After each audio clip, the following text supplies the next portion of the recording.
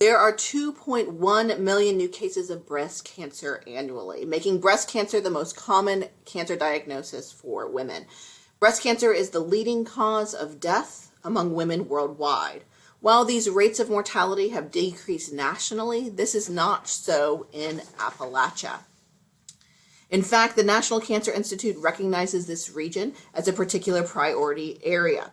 The higher mortality rate for Appalachian breast cancer patients is linked to existing regional health disparities, including poorer health behaviors, breast cancer treatment complications, and later stage breast cancer diagnosis linked to limited healthcare infrastructure. Mortality, however, is not the only issue. Breast cancer patients face dramatic declines in their quality of life during treatment, including psychological and physiological distress, such as pain and fatigue.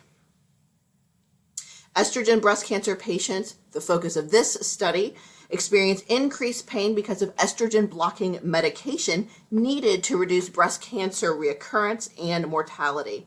Breast cancer patients who experience this increased pain also have a lower risk of adhering to these medications.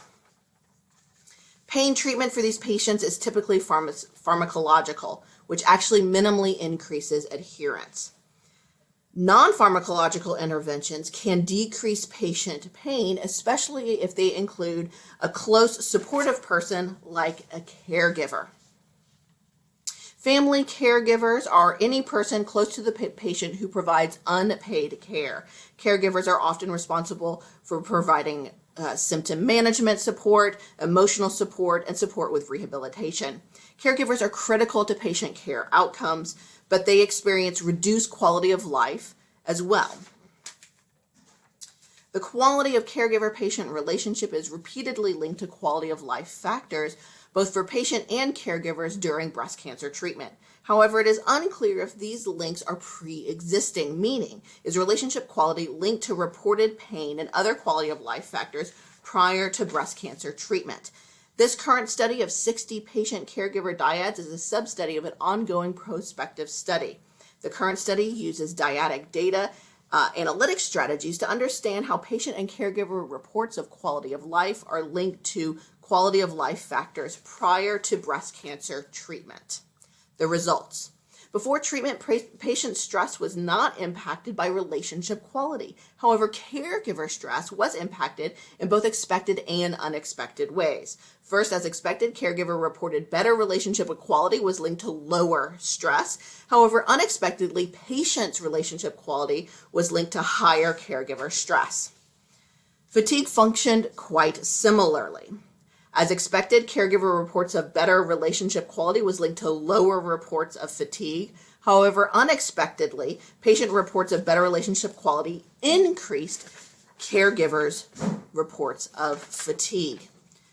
Continuing this trend of unexpected effects was anxiety, but for both caregiver and patient anxiety. As expected, caregiver reports of better relationship quality was linked to lower patient-reported anxiety. However, unexpectedly, patient reports of better relationship quality was linked to higher reports of their own anxiety. Deviating from these unexpected reports is depressive symptoms. Caregiver-reported relationship quality is linked to lower patient and caregiver-reported depressive symptoms. However, patient-reported relationship quality does not appear to be linked to either caregiver or patient-reported depressive symptoms before treatment. Thus far, all of the quality of life factors have had cross effects, whereby caregiver relationship quality impacts patient quality of life factors or vice versa. However, pain deviates from this trend. Pain appears to function differently from all other quality of life measures, whereby patient-reported fatigue relationships only link to their own reported pain. What are some takeaways? One, these factors are linked prior to treatment, indicating that early intervention with patient-caregiver relationships may improve these associations during treatment because they're already linked prior to treatment. Two, caregiver quality of life before treatment appear to be linked to both patient and caregiver reported relationship quality. Intervening with the patient-caregiver relationship before treatment may provide some protection for caregiver well-being during treatment and therefore indirectly improve patient long-term outcomes. 3, patient and caregiver relationship quality impact their quality of life before treatment. Therefore, we cannot just look at these quality of life factors as an issue of the individual. They are effects of the social networks we are embedded in. 4, opposite effects of relationship quality for stress, anxiety, and fatigue highlight the complexity of the patient-caregiver relationship. Caregiver-reported relationship quality was buffered against these factors, while patient-reported relationship quality potentially exacerbates these factors. Why might this be?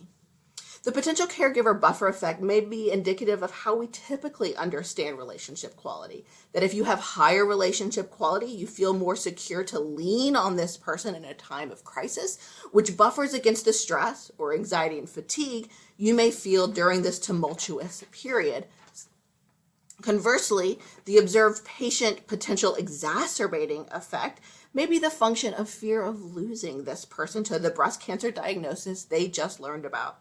Other research has shown that caregiver anxiety is particularly high prior to treatment, especially if they have a high quality relationship with the patient. Considering all of these conclusions, there are many limitations. Of course, the small sample size, the cross-sectional nature of the study, and the fact that the sample is highly educated. I look forward to continuing this research to identify ways to improve quality of life for breast cancer patients and their caregivers.